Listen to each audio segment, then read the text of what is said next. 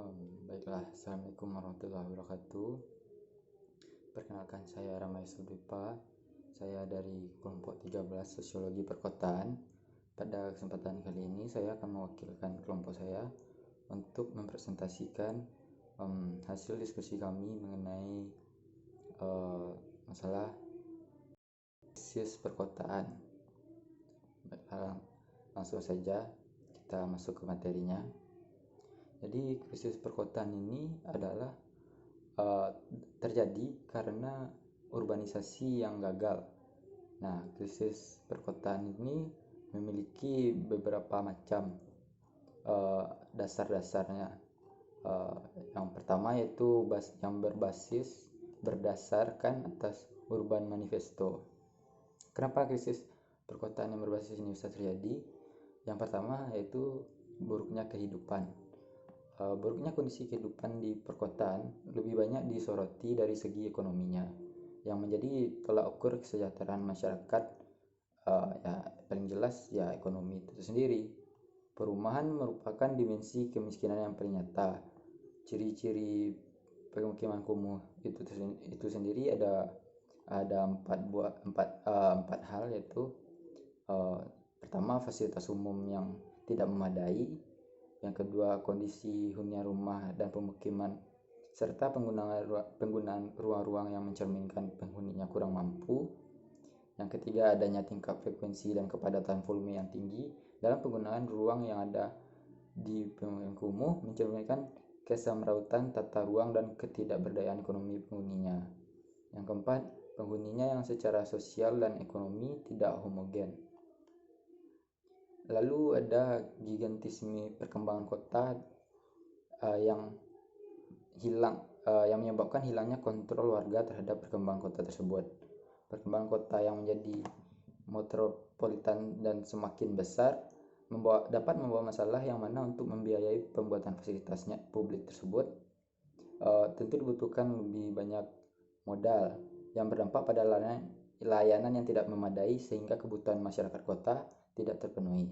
Kota seakan-akan menjadi sombong dan represif terhadap rakyat kecil. Yang ketiga yaitu privatisasi yang tinggi sehingga menghilangkan kehidupan publik. Suasana ruang publik yang seharusnya menjadi tempat masyarakat yang beraktivitas sudah tidak ada lagi. Saat ini ruang-ruang tersebut telah dijadikan ruang privat yang mendominasi kota, yang mana setiap individu dibatasi oleh kaca dan tembok, sehingga tidak bisa lagi berinteraksi secara lebih leluasa. Keakraban dan kegembiraan yang bisa dibagi dengan orang lain pun menjadi semakin berkurang. Semua ruang telah tertutup oleh kepentingan individu-individu sendiri. Yang keempat yaitu fragmentasi sentrifugal. Pelan tapi pasti manusia kota mulai meninggalkan kehidupan sosialnya dan keluar menuju kehidupan global yang monokultur dan terspesialisasi dalam pekerjaannya. Orang kota mulai terlepas bagian demi bagian dari kehidupan tempat tinggalnya, sehingga hal ini semakin lama semakin melepaskan ikatan sosial dengan kelompok-kelompoknya. Yang kelima, hilangnya makna keruangan di dalam kota tersebut. Pada intinya, ruang kota merupakan manifestasi dari jalan kehidupan. Di sini kehidupan dan tempat tidak dapat dipisahkan dengan begitu saja. Dan ini merupakan salah satu bentuk dari tatanan ruang di dalam kota yang tidak dapat dibagi-bagi lagi. Perubahan ruang kota yang radikal akan memakan tempat dan pola kehidupan manusia. Lalu penyebab berikutnya yaitu ketiadaan peran atau jabatan. Kita hidup di kota-kota di mana segala sesuatu terjadi tanpa adanya peringatan dan partisipasi kita secara langsung, sehingga menjadi dunia yang asing bagi kebanyakan orang, yang membuat sebagian besar menarik diri untuk terlibat dalam masyarakat dan lebih mementingkan kehidupan pribadinya di dalam dunia yang lebih terbatas. Yang ketujuh yaitu ketidakadilan. Kota-kota dilambangkan menjadi lambang ketidaksamaan. Di banyak kota, pertentangan antara lingkungan yang kaya dan lingkungan miskin sangat berbenturan. Selain kesenjangan mulai tumbuh seperti di bidang hukum dan politik, perbedaan perlakuan antara orang yang memiliki kedudukan dan orang biasa sudah terlihat jelas. Bahkan memang sengaja diperlihatkan untuk merendahkan orang-orang kecil. Yang ke-8, profesionalisme yang tidak berakar pada kehidupan dan kebutuhan kota. Untuk kasus saat ini bisa dikatakan kalau tenaga profesional yang kita miliki terlalu banyak dibandingkan dengan kebutuhan tenaga dan posisi yang sesuai. Dengan kata lain, banyak lulusan yang menganggur menunggu pekerjaan atau mungkin mendapat pekerjaan yang tidak sesuai dengan ilmu yang dipelajarinya. Sekarang yang terpenting adalah adanya pekerjaan yang bisa dikerjakan dan membiayai kehidupan sehari-hari. Nah, lalu bagaimana sih klasifikasi masalah perkotaan? Nah, klasifikasi masalah perkotaan dibagi menjadi 3 hal, yaitu krisis lingkungan, krisis solidaritas dan integrasi, kemiskinan dan kesenjangan di perkotaan. Nah, bagaimana sih penanggulangan krisis perkotaan? Nah, cara menanggulanginya ada beberapa cara yang dapat diterapkan, yaitu dengan menciptakan lingkungan yang nyaman untuk ditinggali.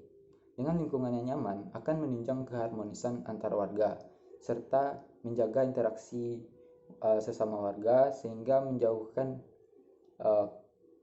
sebuah kota dari krisis perkotaan.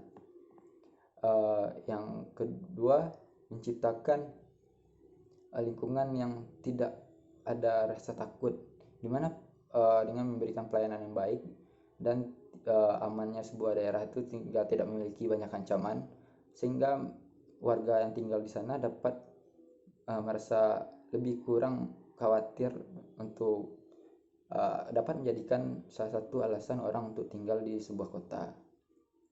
Yang ketiga, kontrol warga terhadap pembangunan kota. Sebuah pembangunan yang dapat dikontrol oleh warganya sehingga pembangunan tersebut lebih tepat sasaran dan sesuai kebutuhan dengan warganya. Untuk dengan ini masyarakat dapat membangun sebuah hal yang dapat dilakukan untuk menentukan bidang apa saja yang diperlukan di masyarakat. Yang keempat, adanya akses terhadap imajinasi dan kegembiraan. Dengan memberikan tempat rekreasi dapat memberikan penawar terhadap kesibukan pekerjaan sehari-hari. Tentunya ini menjadi pilihan untuk melepas kepenatan dan itu menjadi pilihan bagi masyarakat untuk menentukan tempat tinggalnya. Lalu yang kelima, tersedianya ruang publik dan komunitas yang baik. Sehingga ruang publik dan komunitas sosial ini merupakan tempat bagi warga kota untuk mengadakan interaksi sosial dan mempererat hubungan silaturahmi dan dapat menjaga norma-norma yang berlaku. Yang keenam, adanya keadilan. Keadilan yang diharapkan bukanlah keadilan seperti komunis, tetapi pengakuan keadilan sesuai porsinya yang tidak tajam ke bawah dan tumpul ke atas. Yang ketujuh, kemandirian kota.